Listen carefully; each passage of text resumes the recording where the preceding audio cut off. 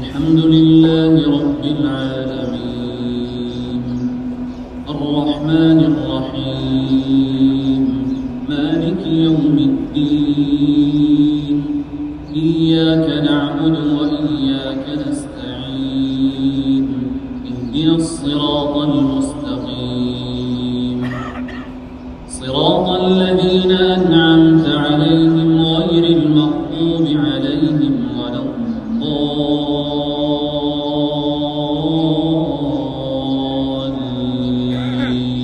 الضالين آمين. واتل عليهم نبأ الذي آتيناه آياتنا فانسلخ منها فأتبعه الشيطان فكان من الغاوين ولو شئنا لرفعناه